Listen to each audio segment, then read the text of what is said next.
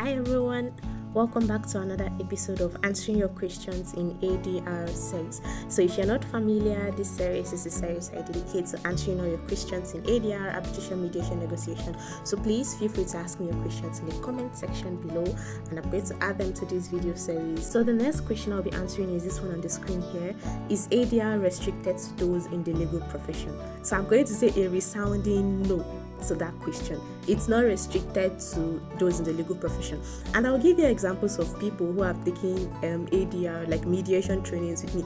There was one time we had a jeweler, yes, somebody who deals with jewelry, in our mediation class. There was one time we had a school teacher, we had like business consultants, yes, we had negotiators, people who negotiate in businesses, like we actually have professional negotiators.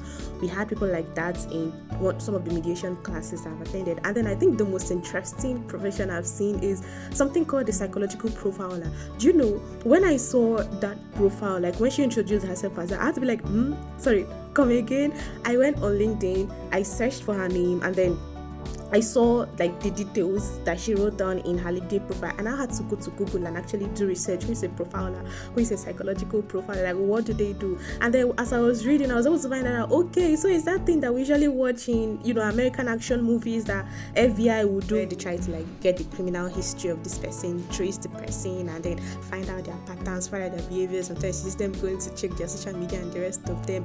All those things are like aiding, identifying the criminal, like profiling them. What's this person criminal style, and then apprehending them. That's part of the work they do. So that's a psychological profiler. And then an analogy I used to just help me remember, because I usually draw analogies in my head to help me easily remember things, is remember the money heist scene when Raquel was just conversing with the professor, trying to like understand him more, trying to get him to like release more people and stop the heist and everything.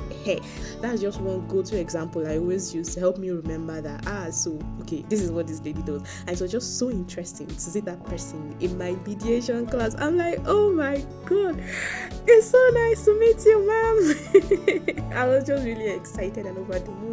So that's it for this particular question.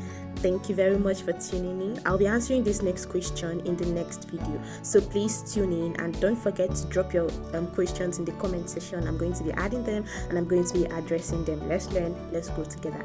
My name is Lovila and I am a qualified mediator and a lawyer, and I'm here to educate you on why mediation is 10 times better than going to court. Because if you can go to court, it can definitely come to ADR. Thank you very much. Bye bye.